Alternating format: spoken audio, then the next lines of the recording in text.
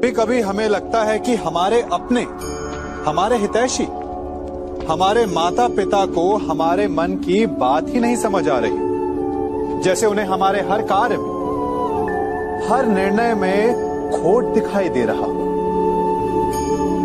और ऐसे में हम कर बैठते हैं विद्रोह। ऐसी अवस्था में हमें वही अच्छा लगने लगता है जो हमारी मन की बातों का समर्थन करे।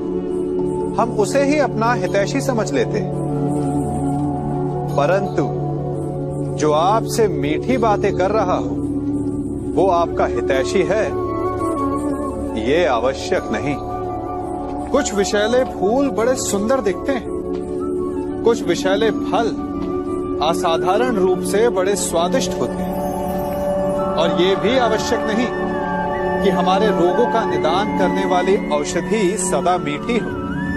इसलिए विष और औषधि में अंतर को परखने का प्रयास करें। हो सकता है जो आपके हित की बात कर रहा हो वो आपको संकट के गर्त में ले जा रहा हो। बात बात पर आवेश में ना आए। हो सकता है कि आपके माता पिता की कड़वी बातों में आपका ही हित छिपा, और माता पिता को भी प्रयास करना चाहिए कि यदि उनकी संतान अनुचित निर्णय ले रही है तो उसके अनुचित होने का भान प्रेम से करवाएं, दबाव और शासन से नहीं। क्योंकि कभी कभी कटु शब्द और कटु वचन अनुचित निर्णय को और पक्का कर देता है। जीवन में सभी केवल सफल होना चाहते, केवल विजय चाहते। कोई भी पराजित नहीं होना चाहता, कोई भी असफल नहीं होना चाहता, कोई भी नहीं चाहता कि उसके प्रयास व्यर्थ जाए। यदि एक दृष्टिकोण से देखा जाए तो ये उचित भी है, परंतु असफलता में भी एक अच्छी बात छिपी होती है। कैसे? मैं बताता हूं। सफलता आपका परिचय संसार को देती है।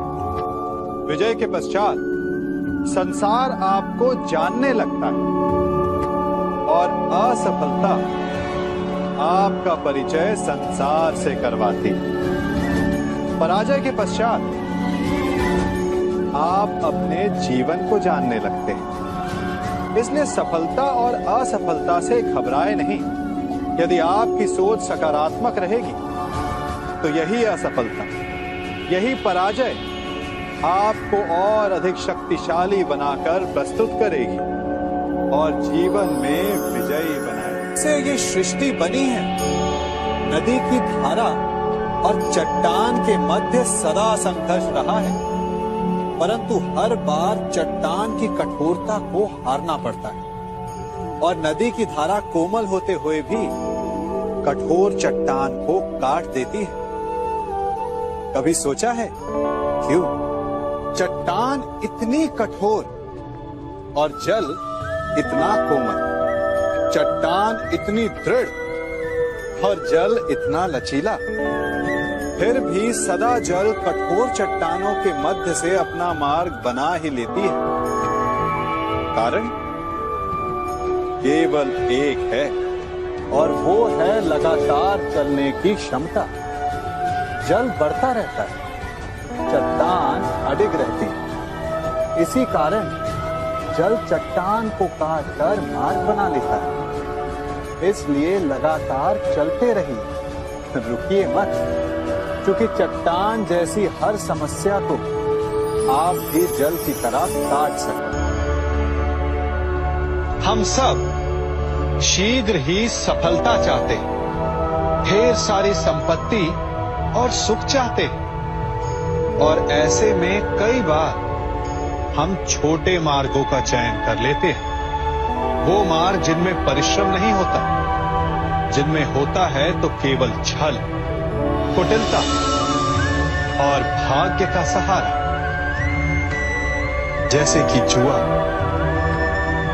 कोई जुए के खेल में धन लगाता है, कोई दांव लगाता है, और ये भूल जाता है कि जुआ ऐसा दलदल है कि जिसमें एक बार गिरे तो सर्वनाश से पहले निकलना असंभव है। यदि आप जीते तो और जीतने की भूख बढ़ जाएगी, और यदि आप कुछ हार बैठे तो उसे पुनः पाने के लिए आप फिर से खेलेंगे। मनुष्य को ये आभास ही नहीं होता कि अपनी संपत्ति के साथ साथ वो अपनी मानवता, अपने संस्कार, अपना धर्म और अपना उत्तरदायित्व तक सभी जुए की भेंट चढ़ा देता है। इसलिए कुछ पाना है तो परिश्रम से पाओ। यदि कुछ जुए में जीता तो वो उतना शीघ्र ही खो दोगे, चूंकि उसे परिश्रम से पाया नहीं गया है, और उसकी रक्षा करने के लिए आपके मन में स्वाभाविक प्रयास भी नहीं होंगे। हम सभी बचपन से ये सुनते आए हैं कि अच्छे मित्र हमारे जीवन को पूर्णतः परिवर्तित कर सकते हैं, है ना? अच्छे मित्र, परंतु कौन? जिनसे आप प्रश्न पूछें और वो मित्र बिना किसी पक्षपात के, भय रहित होकर, बिना किसी लालच के आपको उचित उत्तर दें। परंतु सबके समक्ष ये समस्या आ जाती है कि आज के समय में ऐसे मित्र मिलना दुर्लभ है, वो तो होते ही नहीं।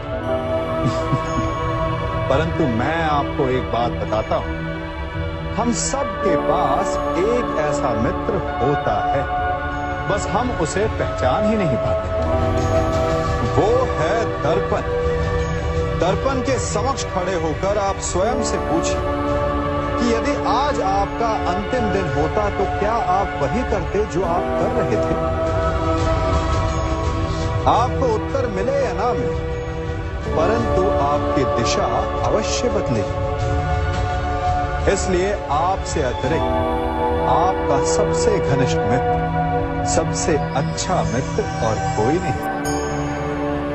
मनुष्य भी बड़ा विचित्र प्राणी है। अपनों से नीचे के स्तर के लोगों को वो हे दृष्टि से देखता है, उनका उपहास उड़ाता है, उनसे बार बार कहता है कि तुम्हारा कुछ नहीं हो सकता, तुम भविष्य में कुछ नहीं कर पाओगे। जब मनुष्य के पास धन, संपत्ति, मान होता है तो वो दूसरों का आदर नहीं करता, परंतु वो एक बात भूल जाता है कि उससे भी अधिक शक्तिशाली कोई अस्तित्व में है, और वो है समय, काल। काल अपना चक्र कब बदलेगा ये कोई नहीं जानता। समय अपनी करवट कब लेगा ये कोई नहीं जानता। कोयला भी समय के साथ साथ हीरे में परिवर्तित हो जाता है। इसलिए जीवन में कभी भी किसी का भी उपहास नहीं उड़ाना चाहिए।